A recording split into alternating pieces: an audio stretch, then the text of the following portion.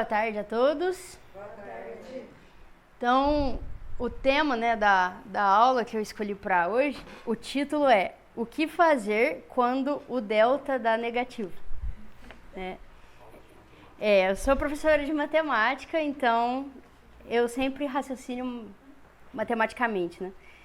E por que eu escolhi esse título, né? Esse ano eu peguei para ler a Catena Áurea. Catena Áurea, para quem não sabe, é um livro organizado por Santo Tomás de Aquino. Não foi ele que escreveu, ele pegou escritos dos padres sobre versículo por versículo dos 4 evangelhos e fez 4 livros. Então existe o volume 1, que é São Mateus, volume 2, São Marcos, São Lucas e São João. E eu peguei para ler o primeiro, de todos, que é São Mateus, e travei no capítulo 5, né? Tava lá lendo, tranquilo, estudando o Evangelho de São Mateus, né? E aí eu me deparei com a seguinte passagem, né? Capítulo 5. Ele fala assim: o contexto aqui está no Sermão da Montanha, né? Nosso Senhor está falando. E aí, a partir do versículo 17, ele fala assim: não penseis que vim abolir a lei e os profetas. Não vim para abolir, mas para cumprir. E aí, mais para frente um pouquinho, ele fala: nenhuma só letra ou vírgula serão tiradas da lei.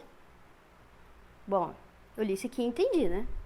Não vai abolir a lei, e está falando do Antigo Testamento, e não vai mudar nenhuma letra ou vírgula, nada, não vai mudar nada. Entendi, né? Fácil, foi fácil. Aí continuei lendo e tal, ainda no mesmo capítulo, agora a gente está no versículo 31.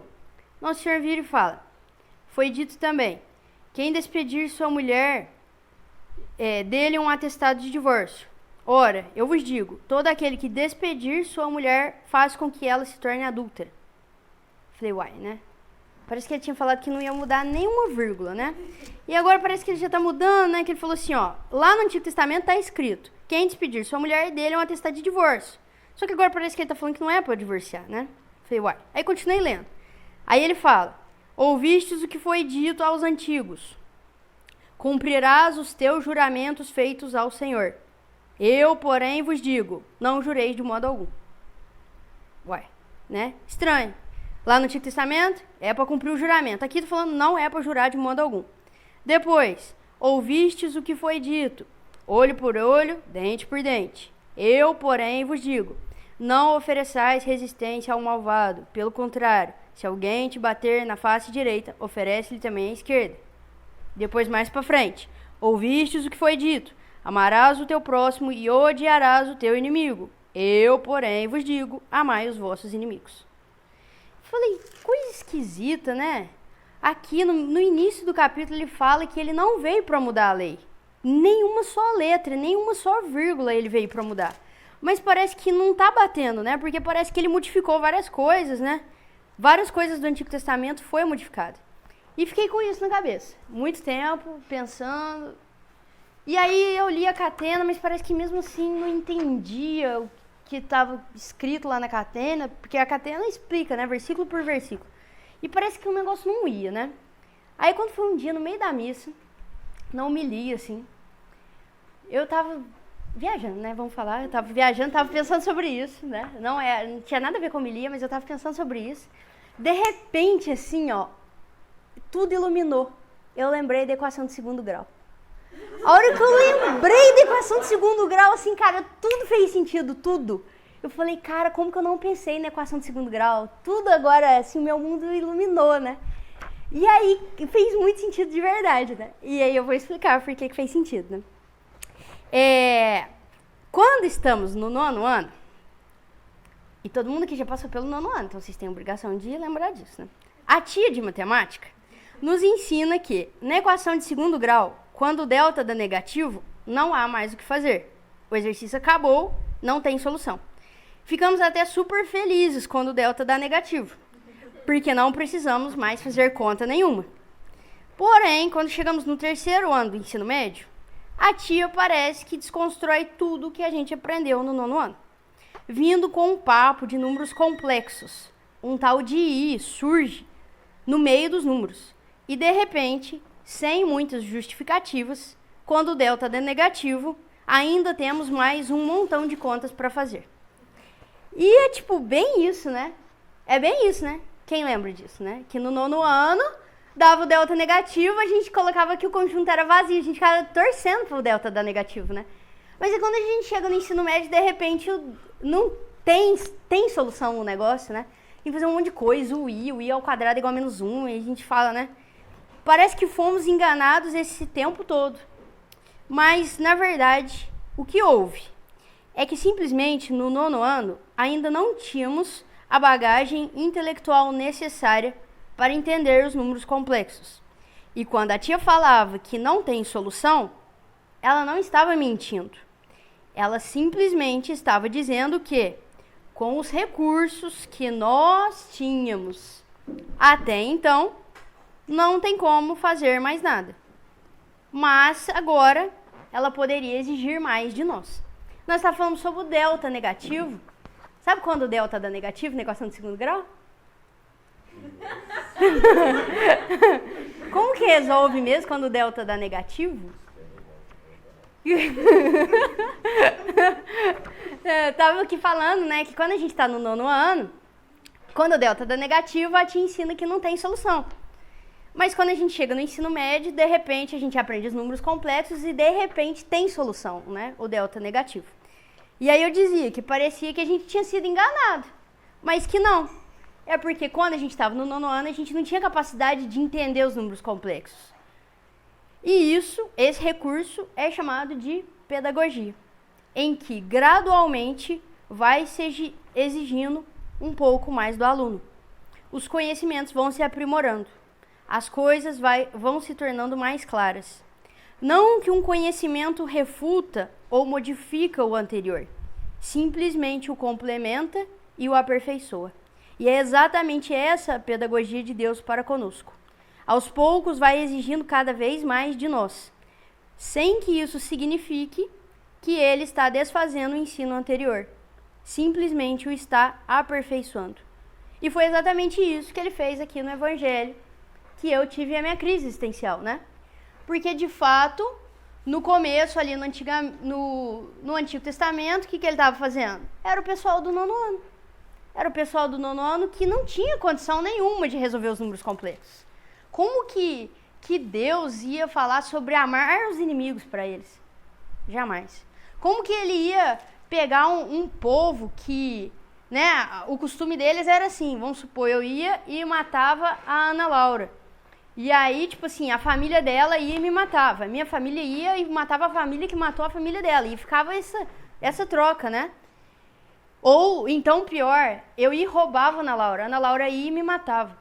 Então, quando lá no Antigo Testamento ele fala, né, olho por olho, dente por dente, que hoje pra gente é uma coisa totalmente inaceitável, né, porque isso é uma vingança, o que Moisés estava ensinando lá, né, no Antigo Testamento? Olho por olho e dente por dente. Proporcionalidade, né, a proporcionalidade.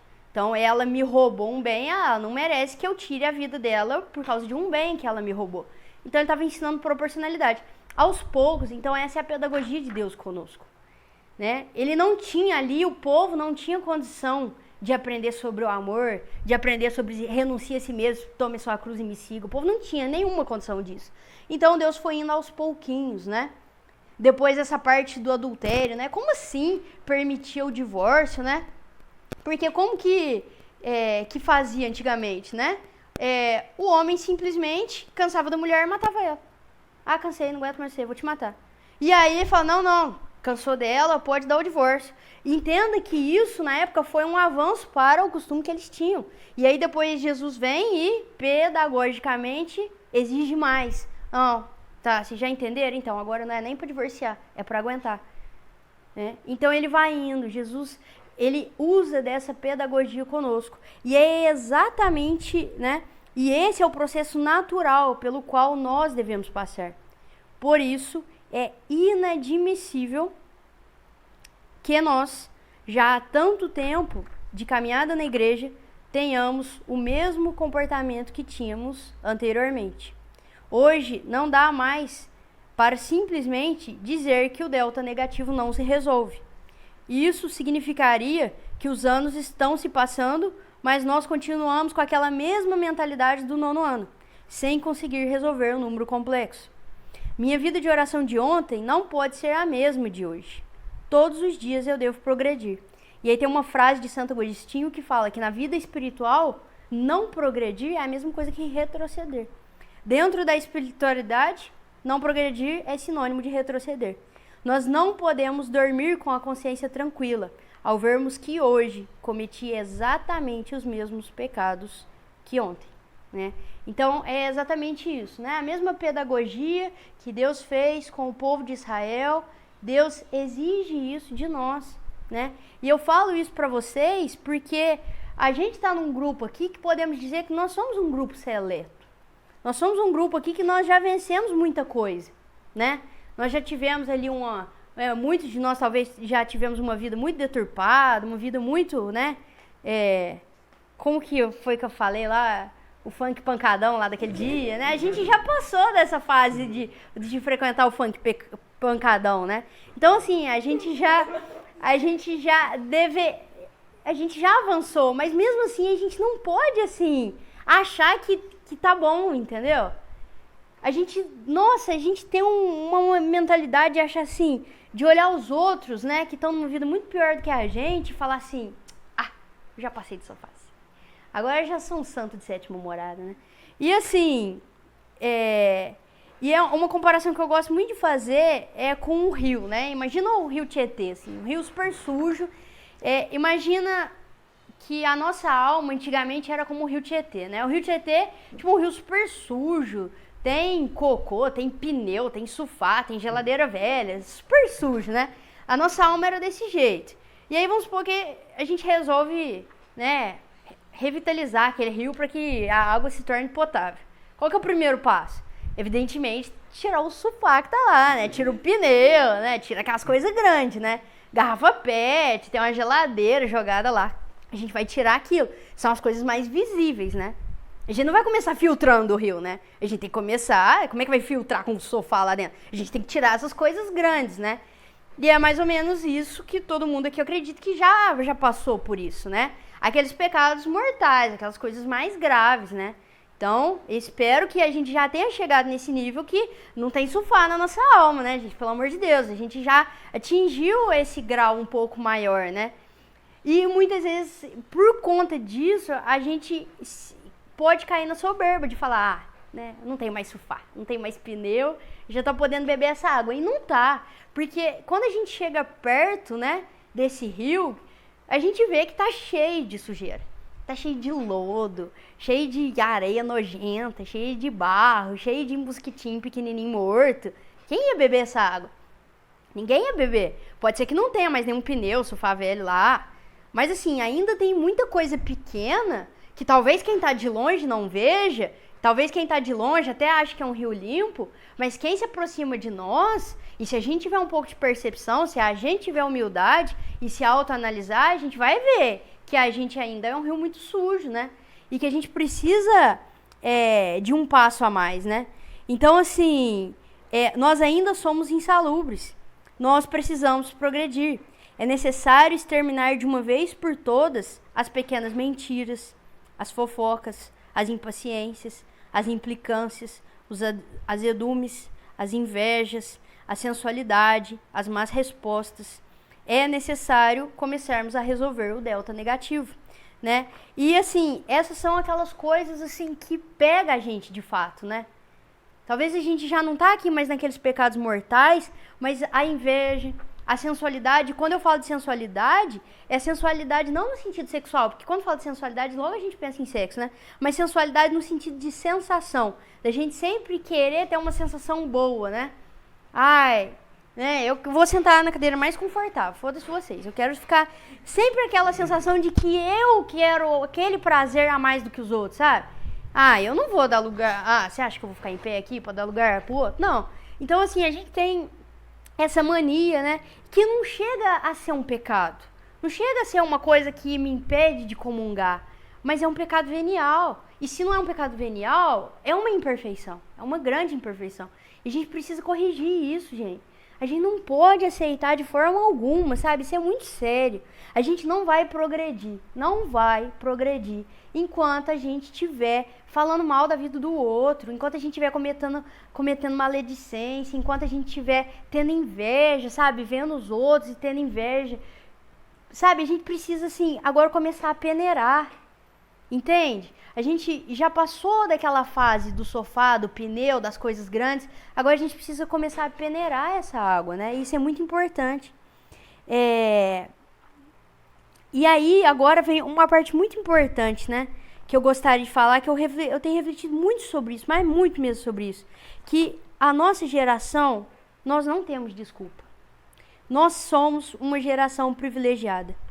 Hoje, nós temos acesso a riquezas que os grandes santos jamais tiveram. Santa Catarina de Sena era uma entre 25 filhos. Ao contrário do que muitos pensam, ela não era freira, era leiga, como nós. Pobre, não teve condições de estudar. Sequer sabia ler. Ela não leu a Catena Áurea de Santo Tomás de Aquino. Ela não fez nenhum curso do Padre Paulo Ricardo. Ela não era GW e nem assinante da BP Select. Ela não seguia a Déia Utiba no Instagram e nem mandava suas dúvidas para o Dr. Rafael Vitola. E mesmo não tendo acesso a nada disso, ela foi doutora da igreja e mudou os rumos da história. Ditou cartas e mais cartas para as pessoas mais poderosas do mundo. Papas, reis, bispos e nós. O que nós temos feito? A mãe de São José Sanches del Rio, ao tentar impedir seu menino de 14 anos de ser Marte, teve que ouvir ele dizer: "Mas mãe, nunca foi tão fácil ganhar o céu." Ouso dizer que na nossa atual geração, nós podemos dizer o mesmo que esse pequeno grande santo disse. Nunca foi tão fácil ganhar o céu. Nós temos todos os recursos à nossa disposição. Temos toda a informação na ponta do dedo. Temos livros e mais livros que há menos de uma década só existiam em latim.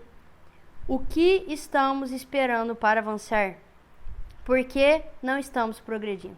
Gente, isso é muito real, sabe? Eu tenho pensado muito sobre isso, muito mesmo. Tenho pensado muito sobre isso.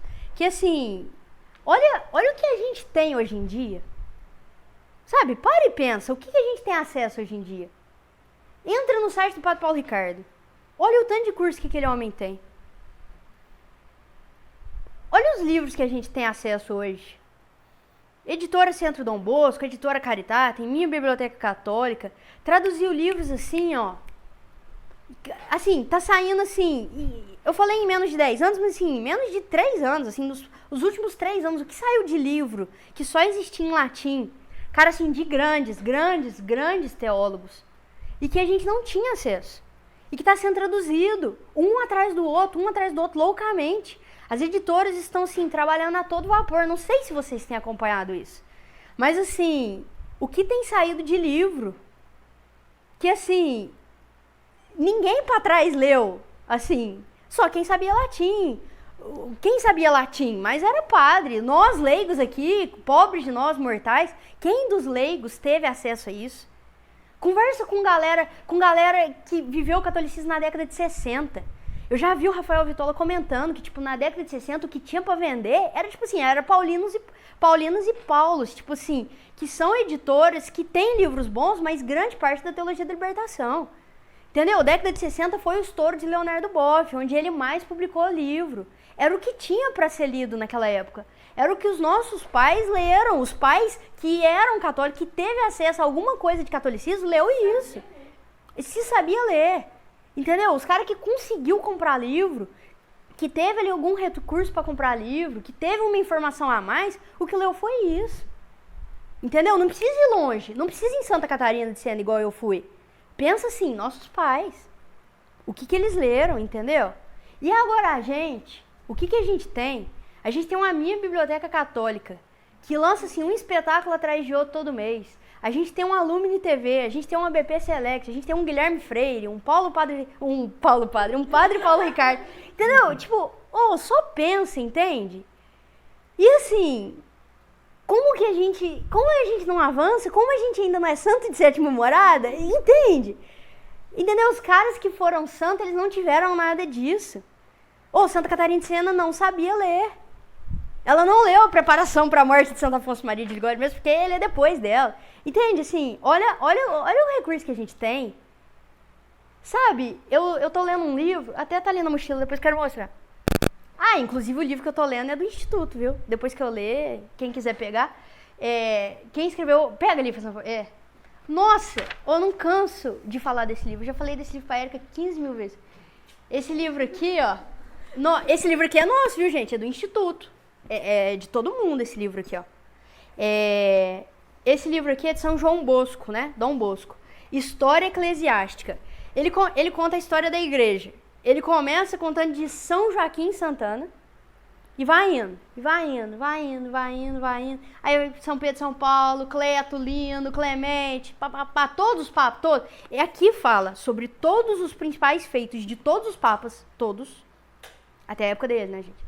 Todos os feitos dos principais papas, todas as principais heresias e todos os principais santos da época. Todos, né? E até comentei com a Erika, acho que ontem, né? É muito legal que, assim, na época das grandes perseguições, veio os grandes mártires. E na época das grandes heresias, vieram os grandes doutores da igreja. E nós estamos, sem dúvida alguma, é engraçado, assim, engraçado e triste, mas é engraçado. E ver, assim, que houve um revezamento. Ou era perseguição, ou era heresia. Quando finalmente, né, os 300 primeiros anos da igreja ali foi cabeça rolando todo dia, né? A hora que parou, Nero morreu, deu sossego, né? Constantino, deu sossego. Aí levantou Ário, né? O grande herege lá. Foi só heresia atrás de heresia. Quando parou a heresia que sossegou, veio perseguição, martírio. Aí foi vindo. E tipo assim, até na história mais moderna, Revolução Francesa, que matava católica ali todo dia. E sempre assim, foi um revezamento. Martírio, heresia, martírio e heresia. E nós estamos vivendo, sem dúvida, uma época em que não há martírio. Ninguém aqui está correndo risco de ser degolado ali em praça pública por estarmos aqui. Mas, sem dúvida, nós estamos numa época de grande heresia. A teologia da libertação é uma grande heresia. Nós estamos vivendo isso. E sempre, na igreja, quando houve grandes heresias, se levantaram os grandes doutores da igreja. Só que esses grandes doutores da igreja, eles não tiveram nada disso que eu falei que a gente está tendo. Entendeu? A maioria ali, igual a Santa Catarina sendo doutora da igreja, nem estudo teve, nem sabia ler. Entendeu? Ela não foi uma grande escolástica ali, não foi uma aluna de São Tomás de Aquino, não. Entendeu? Assim, nós temos essa oportunidade. Olha a riqueza. Nós precisamos ser os doutores da igreja nessa época de heresia que estamos vivendo. Entendeu? Não adianta só criticar, não adianta só querer ficar falando mal de padre, de bispo. Entendeu? Não resolve. Primeiro que não resolve.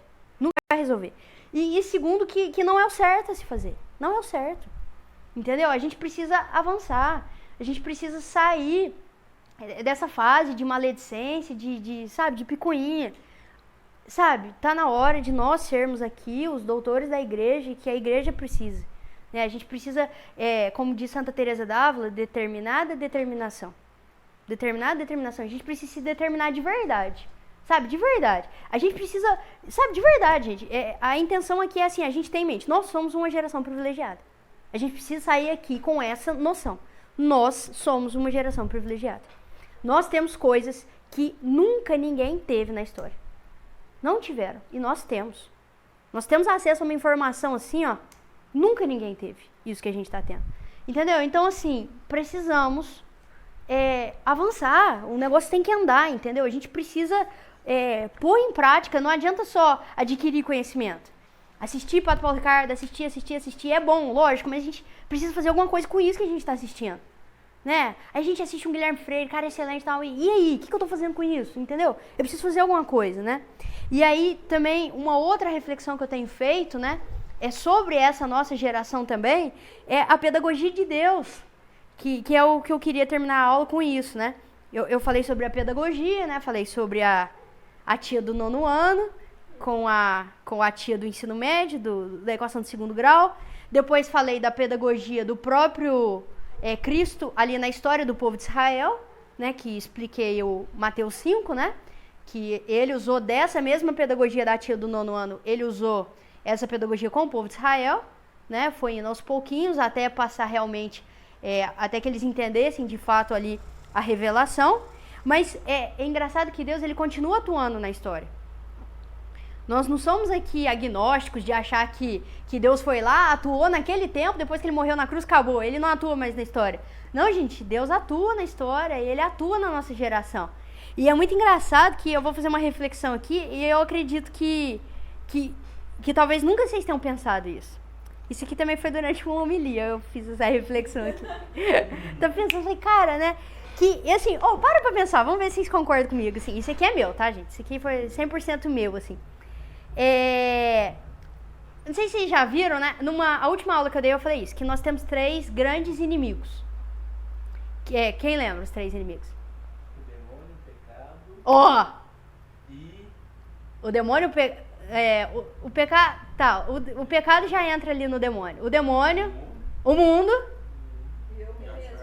E a carne. Isso, ó. Vocês são bons alunos, né? Já vamos começar a resolver delta e básica daqui a pouco. Tá, então nós temos 3 inimigos. A carne, né, que sou eu mesmo, o demônio e o mundo, que são as circunstâncias ao redor. Qual dos 3 vocês acham que é o pior de todos? Qual que é o pior inimigo de todos? Você mesmo. Ó, muito bom. Porque assim, a tendência é que a pessoa responda que é o demônio, né? E cara, não, o demônio, né?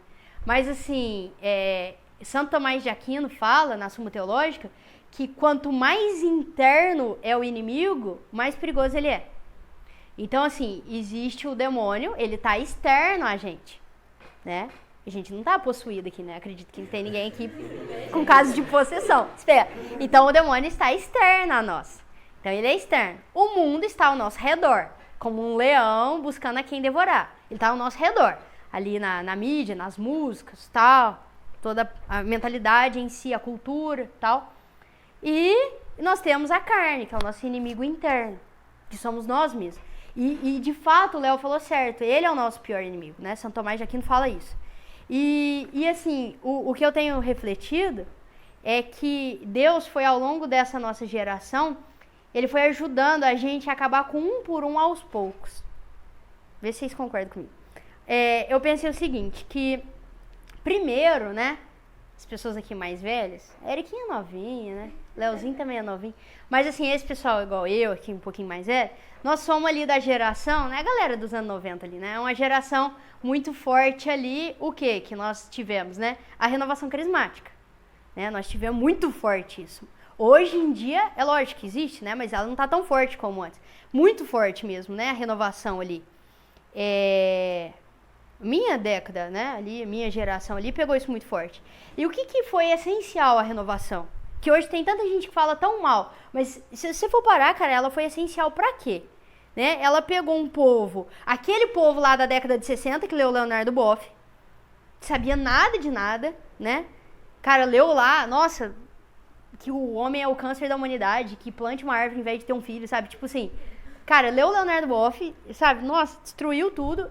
E aí, tipo assim, o que a renovação fez com essa galera, né? Um serviço essencial. Ela pegou esse pessoal e ela livrou de um dos 3 inimigos. Qual que vocês acham que foi o inimigo, assim, que foi o primordial que a renovação ajudou a combater? Não. O que foi que você falou? O mundo, velho.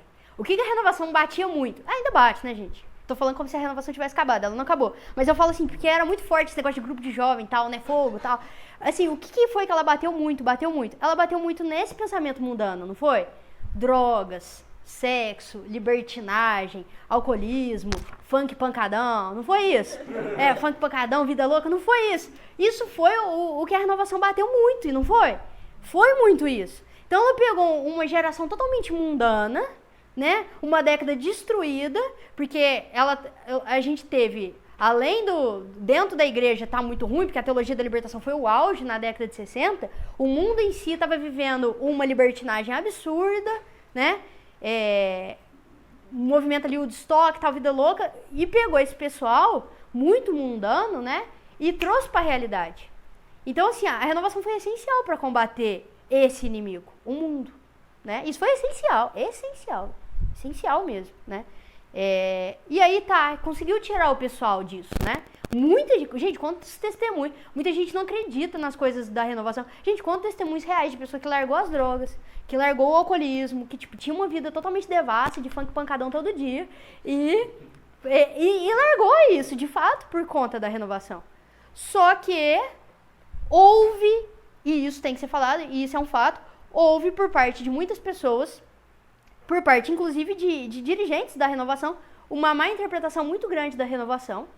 Eu tenho certeza que não era isso que estava na cabeça do fundador, mas muitas pessoas levaram para esse lado de que a renovação era um sentimentalismo, né? Aí eu vou lá para sentir um gostinho gostoso, para chorar na adoração, eu vou lá para me emocionar, para escutar uma música batera louca tal, e tal, missa com aplauso e tal. E assim, que mexeu muito com o sentimento e que acabou em muitas pessoas, lógico que não todas, gerando ali um pentecostalismo assim que quase evangélico, né? Virou uma coisa quase evangélica, assim. E uma coisa bem racional mesmo.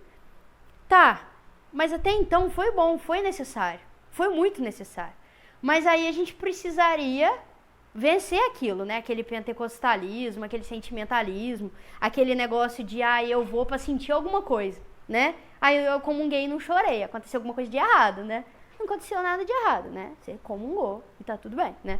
Então, assim, aí, né, veio ali, aí agora a gente tá falando bem mais recente, né? Mas por isso que eu tô falando que foi uma pedagogia, foi aos poucos. Quem que entrou ali muito forte, né? Que é lógico que ainda tá muito forte, mas que foi muito forte ali 2010, 11, 12, 13, 14, 15, começou ali 11, 12, o Padre Paulo Ricardo, que foi essencial, porque o Padre Paulo Ricardo foi em cima disso, né? A razão, racionalismo, né? E ele combateu isso. E ele combateu o quê, gente? Ele combateu o demônio, porque o demônio, ele é o pai da mentira. E o Padre Paulo Ricardo, ele ensinou a verdade, ele trouxe a verdade, né? Ele trouxe a verdade, ele combateu todas essas ideologias marxistas, ideologias feministas, ideologias abortistas, ideologia pentecostalista, todas essas ideologias, né? Então ele foi em cima, e ele muito sensato, muito ponderado, com uma filosofia maravilhosa, usando mesmo da razão nossa, né? A renovação, ela mexeu com o nosso coração. Ela mexeu com o nosso coração, o Padre Paulo mexeu com a nossa razão. Então, foi um passo a mais que Deus veio caminhando com a nossa geração. Então, ele pegou e, né, nos trouxe ali, nos ajudou a vencer o segundo grande inimigo, que era o mundo. E foi essencial, gente. Né? Não tô falando que acabou a era do Padre Paulo Ricardo, né? Lógico que não. Mas, assim, ali para na hora que surgiu ali aquele ápice dele, né? Principalmente 2015 foi o ápice dele ali. Foi essencial, gente, foi essencial para nós. Só que da mesma forma que a renovação foi muito mal compreendida, muito mal interpretada por muitas pessoas, e não todas, a culpa não foi da renovação, a culpa foi das pessoas que interpretaram mal, inclusive dirigentes, que interpretaram muito mal, e que ficou no sentimentalismo que não era para ficar. Muitas pessoas interpretaram também mal o Padre Paulo Ricardo. Ele também foi muito mal compreendido, né? E isso não é eu que estou falando, ele fala isso. Esses dias eu vi uma aula dele que ele fala assim, eu sou extremamente mal compreendido, né? Porque eu fiquei taxado como aquela pessoa que trata tudo a ferro e fogo, né? Você não é católica, sou herege, excomungada, não conversa comigo, né? Muitas pessoas criaram essa mentalidade, mas foi uma coisa que ele nunca ensinou. E ele mesmo falou, ele falou assim, ele fala numa aula, assisti esses dias, ele fala assim, tratar de ideias é uma coisa, tratar com pessoas é outra coisa. Com ideias, eu sou duro, com ideias, eu não vou abrir mão de ideias. Eu sou contra o marxismo e pronto, e ele é ruim e ponto. E eu vou defender isso até a morte, e ponto. Sou intransigente com isso, né? Não tem elasticidade, não tem, como é que chama aquela palavra que o pessoal gosta de falar? Resiliência. Não tem resiliência com ideias, não tem isso. Isso é errado e ponto, e não tem que falar. Mas quando eu tô falando com pessoas, é diferente. Quando eu tô tratando ali de uma herege ali, ó, é diferente. Eu preciso ser maleável com ela. Porque se eu chegar pra ela e falar assim, você tá errada e você vai pro fogo do inferno. Boa noite. Entendeu? Eu não vou converter ela. Eu não vou converter, jamais. Então, assim, com ideias, eu sou dura. Mas com pessoas, eu preciso entender que eu preciso ser maleável. E eu preciso usar essa pedagogia que Deus usou. E essa má interpretação dele fez com que muitas pessoas, óbvio que não todas, mas muitas pessoas se tornassem totalmente duras e rígidas com as outras pessoas. Entendeu? Essa outra coisa que virou moda falar, né? Como é que o pessoal fala? Cultura do cancelamento. Cultura do cancelamento é tipo, ai, vou te cancelar, entendeu? Tipo, uma forma assim, herege, ponto. Né? Muitas pessoas começaram a rotular e virou uma soberba muito grande. Uma soberba muito grande. E que muitas vezes também levou para os escrúpulos. Que isso também fez 30 mil vítimas, né? O padre Paulo Ricardo fez 30 mil vítimas de escrúpulo. Mas não é ele. Vocês precisam entender que não é ele. É a má compreensão do que ele ensina. Né? Ou a gente caiu nos escrúpulos, ou a gente caiu nessa rigidez.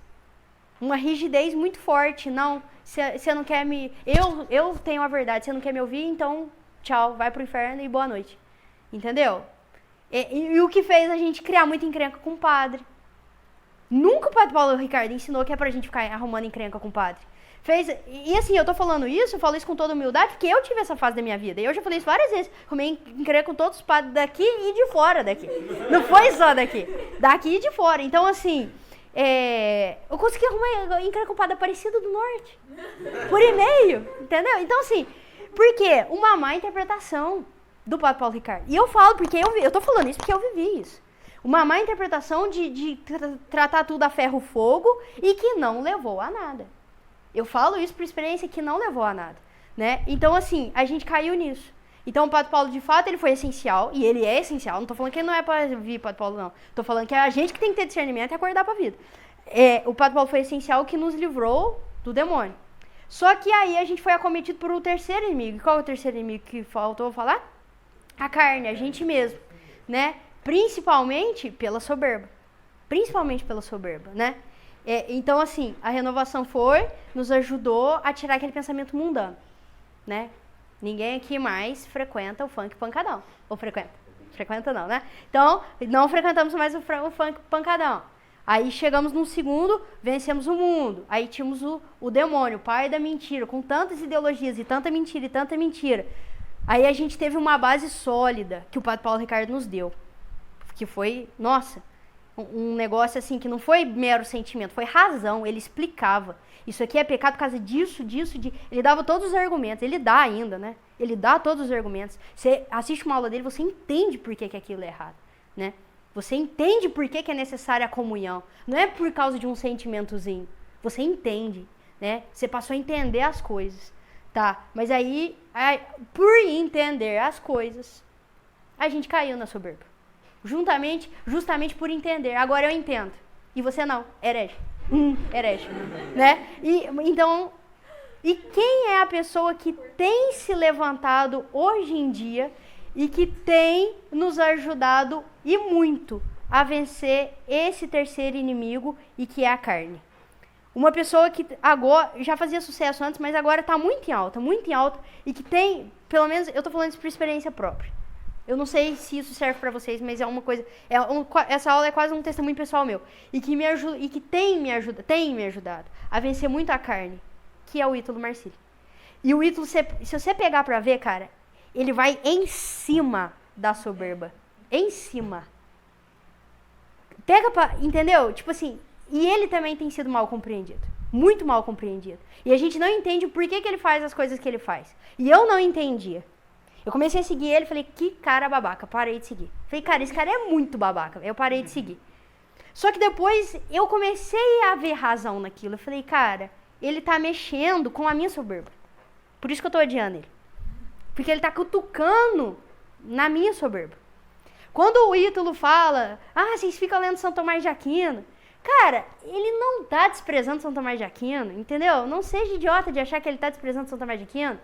Ninguém despreza São Tomás de Aquino, entendeu? Quando ele fala, e a gente só começa a entender depois de muito tempo, que a gente acorda pra vida, ele tá falando disso, porque muitas vezes a gente, pra cair nessa, eu sou um escolástico, eu sou um tomista, né? Eu já tava quase virando um tomista, uma tomista, assim, né? E a gente cai nisso, a gente vai caindo na vaidade. E é isso que ele quer bater nisso, entendeu? Então, assim, a gente não, se vocês querem discordar, fiquem à vontade, mas é uma coisa minha mesmo. Eu não tenho dúvidas de que foi uma pedagogia, foi um Delta e Bhaskara que Deus foi ajudando essa nossa geração. Né? Essa é a visão que eu tenho. Isso é uma coisa muito pessoal, essa aula. Né? E vocês têm toda a liberdade do mundo para discordar, mas essa é a visão que eu tenho hoje. Né? Que veio vindo uma pedagogia. Primeiro veio livrar do mundo, que era o mais fácil, entre aspas. Era o pneu que estava lá no rio, era o sofá, era muito visível. É mais fácil tirar um sofá do que tirar a areia. Então veio a renovação e tirou aquele mais grosso. Depois veio o Padre Paulo Ricardo e veio peneirando mais. E agora vem, né? E o Ítalo vem nos ajudando muito com essa questão da soberba. Muito, muito. E ele me ajudou demais. Muito. Em pouco tempo, né? Eu recomendo muito, mas de coração mesmo, muito, que vocês façam um retiro de carnaval dele. Um retiro de carnaval que ainda está disponível. São 3 dias, né? Cada dia teve 2 lives, um exame de consciência e um exame de consciência e uma leitura espiritual. O negócio assim é de outro mundo. É de outro mundo esse retiro espiritual, esse retiro de carnaval. E assim, essa é a visão que eu tenho das coisas, assim, né? Tudo foi na base da pedagogia. A tia do 9º ano de pedagogia usou conosco. Jesus, lá com o povo de Israel, usou de pedagogia. E Deus, que continua atuando na história, ele vem usando de pedagogia conosco. Né? E por que eu quis fazer essa aula? Porque nós aqui, que nós estamos tendo a graça, uma graça muito grande de conhecer a verdade. Nós somos um grupo muito pequeno comparado com todo o povo que está lá fora. E que estamos tendo acesso a muita coisa. Nós precisamos ser pedagogos com os que estão lá fora. Nós precisamos usar de pedagogia com o pessoal lá fora. E tem que ser aos poucos, gente. Entendeu? Porque às vezes a gente quer converter a pessoa a paulada. Entendeu? Converte, herege, pá, e dá paulada. Cara, entendeu? Sabe por quê? Porque assim, a gente chegou num nível e a gente quer trazer os outros. Isso é bom, isso é muito bom que a gente quer trazer os outros. Mas assim, a gente precisa saber trazer os outros. E assim, tem que ser na base da pedagogia. Entendeu? Eu sou professora. E eu vejo, nós estamos vivendo uma crise, né? Tem mais alguém aqui que é professor? Ninguém é professor, não? Nós estamos vivendo uma crise tão brava, mas tão brava que vocês não fazem. Ah, a Aline é professora, né? Mas a Aline é outro naipe de professora. Porque nós aqui, minha filha, nós do lado de cá, vou te contar aqui que nós está passando. Nós está passando sim, eu vou contar. Eu tô aluno de 9º ano, que a última vez que frequentou a escola estava no 6º. E aí o cara tá no 9º ano e a última coisa que aprendeu foi raiz quadrada. E aí o cara tá no 9º ano tendo que aprender Delta e Bhaskara e não sabe nem potência. Só que a escola tem um cronograma a seguir, tem um raio da BNCC a cumprir e tem que cumprir. E a escola não tá voltando. A escola não tá voltando. Né? Vocês aqui já saíram da escola, vocês não pegaram. Eu tô vendo. Gente, vocês não estão entendendo o que tá acontecendo. Quem tá dentro sabe o que tá acontecendo. Vocês não estão entendendo. Entendeu? É assim. O carinha lá tem uma prova amanhã, a matéria é Delta e Bhaskara. Eu vou dar aula de Delta e Bhaskara pro cara, o cara não sabe MMC. E aí eu não sei o que eu faço, eu não sei se eu ensino Delta e Bhaskara ou se eu ensino MMC. Porque não adianta falar de Delta e Bhaskara, porque ele não vai entender, mas também não adianta ensinar MMC, porque na prova de amanhã não vai cair MMC. Então, assim, o que tá tendo de 0 nas provas, vocês não fazem ideia. E eu tô tendo que rebolar com a pedagogia. E é essa pedagogia, aos pouquinhos, ó, cara, então, vamos falar de MMC? Ou vamos... Uai, gente, tô falando sério, aluno meu de ensino médio não tá sabendo tabuada. Não tá sabendo tabuada. Eu falei assim, cara, mas você não sabe tabuada? Não, mas sabe o que é? Faz 2 anos que eu não via tabuada. Eu esqueci. Esses dias eu tava tomando tabuada de menino de 2º colegial. Tomando tabuada. E não tem o que fazer. Vou fazer o quê? Vou pular? O cara não sabe tabuada, tem que aprender. Como é que eu vou continuar a matemática sem tabuada? Então, assim, é a pedagogia. Né? Quem é professor sabe. Nós estamos vivendo uma crise na escola. Uma crise. Esse ano, tudo que tinha para dar ruim na escola tá acontecendo esse ano. Então, assim, a gente está tendo que usar de pedagogia. Lá, vamos falar de tabuada. Gente, é isso que a gente tem que fazer com os que estão lá fora. Entendeu?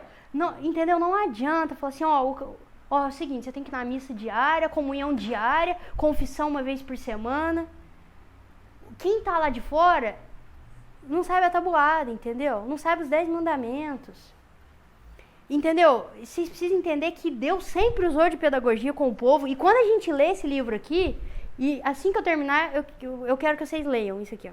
Isso aqui tem que rodar, todo mundo no instituto vai ter que ler esse livro aqui. Vocês veem a pedagogia de Deus na história da humanidade. Sabe? Deus que é Deus foi indo aos poucos. Por que a gente quer tratar as coisas a ferro e fogo? Deus que é Deus foi indo aos pouquinhos. Foi ensinando tabuada. Foi indo. Entendeu? Então, assim, gente, o que fica da aula de hoje, né? É assim, o amor.